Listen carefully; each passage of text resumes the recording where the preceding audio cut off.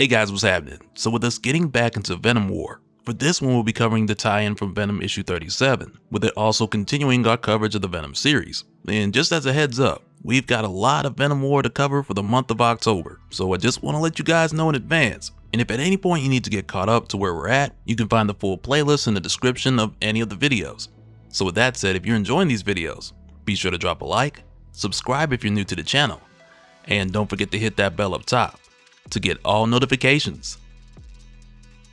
Alright, so coming back, we continue with future Dylan Brock, who's traveled back to the past to get a sample from Molten Man, which he's successful at doing. Though at the same time, Dylan was trying to pull this off without causing too much of a disruption in the timeline, because there's a short list of specific things that he needs to do here to correct his future without causing other problems. And well, this kinda went out the window when Spider-Man caught him extracting a sample from Molten Man in a back alley. And when Spider-Man tries to stop Dylan, to Dylan's surprise, this sample that he pulled from Molten Man, it's heavy, and it's moving on its own within this glass container, so that's throwing him off too. But with Peter showing up here, Venom comes out. So for a moment, he's like, I'm gonna teach Spider-Man a lesson. So next they get into it for a moment here. But this whole time, Dylan Brock, he's trying to tell Venom that he shouldn't do this, and he shouldn't engage. And part of that has to do with the fact that at this point, Peter's not supposed to know about Venom, or even symbiotes for that matter. Because in this scenario, with future Dylan and the Venom symbiote traveling to the past using Doom Tech,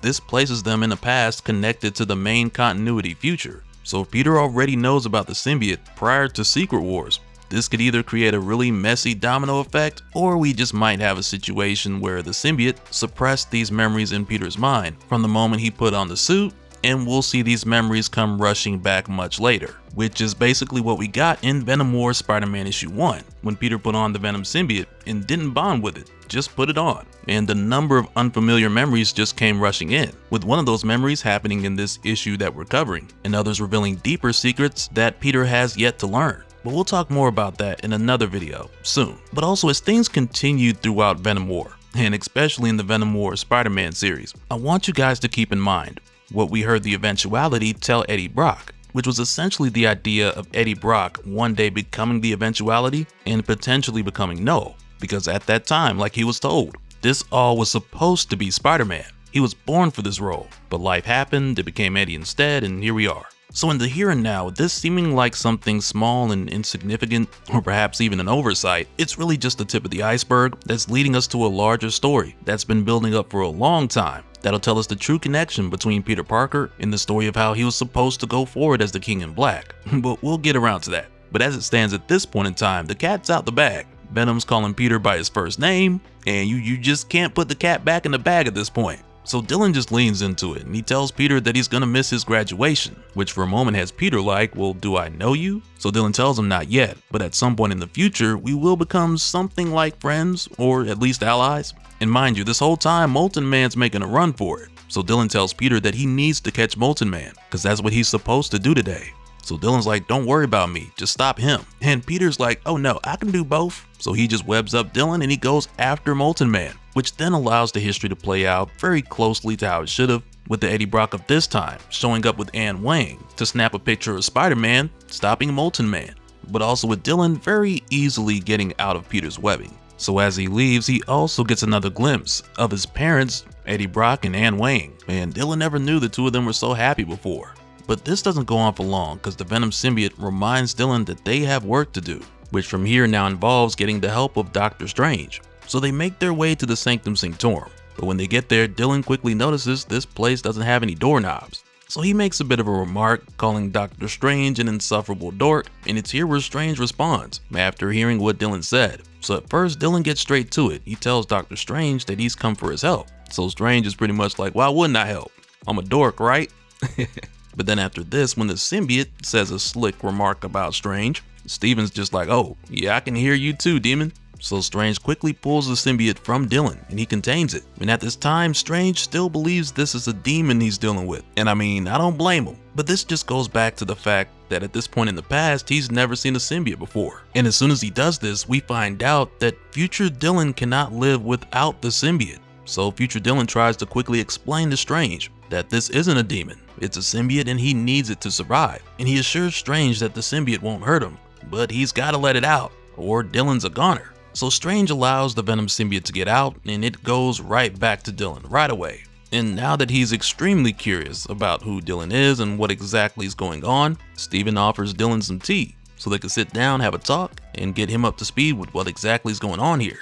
But sometime later, as they're having this discussion, a man approaches the sanctum outside, but he doesn't come to the door, he doesn't intervene in any kind of way. So as Dylan and Strange are talking, Strange knows that someone is out there. So he asks Dylan who's the guy outside, but Dylan doesn't know about him. He just tells Strange no one knows that we're here. Though in the case of the stranger, it is undoubtedly Meridius, and most likely the version of Meridius who we saw Eddie send much further back in time. But going back to the conversation between Strange and Dylan, Strange lets him know that he's not sure if he can help him with this weapon that he needs. And with Dylan mentioning Chthon within this conversation, it has Strange wondering how does he know of that name. So Dylan lets him know, you told me about him. So Steven, he pretty much presses X for doubt, and he tells Dylan that's highly unlikely. So Dylan just tells him, you told me to show you the future if you did not believe me.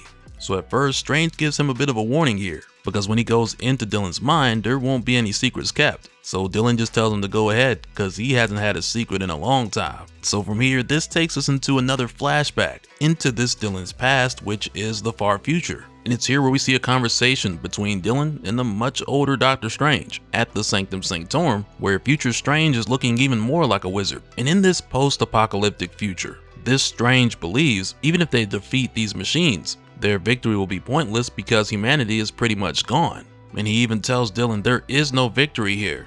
All we can hope for is to kill them along with us, which is a very hopeless perspective, and the younger Doctor Strange is seeing himself talk like this through the eyes of Dylan in this memory. So he's able to pick up the lack of hope in his future self, and even the fear that's building up towards what's coming next. So of course, in this memory, Dylan tells future Strange that they can't give up. So this Strange tells him he's not saying that they should, but at this point they've ran out of time. So he lets Dylan know since he has the backpack with the Doom tech, he's got to go back and undo this. And Strange tells him when he goes back into the past to find the younger version of him. And there's a really crazy moment here where the older Strange looks into Dylan's eyes and he's able to see his younger self watching this memory through Dylan. And it's something small, but it's just one of those things that I like about Doctor Strange. Anytime a writer gets to create a trippy experience like that. And not only for Doctor Strange, but really just any time travel story done right. But nonetheless, it's here where the older Doctor Strange tells Dylan, I can hold them off, I can buy you time. In return, I expect you to find the courage to do this.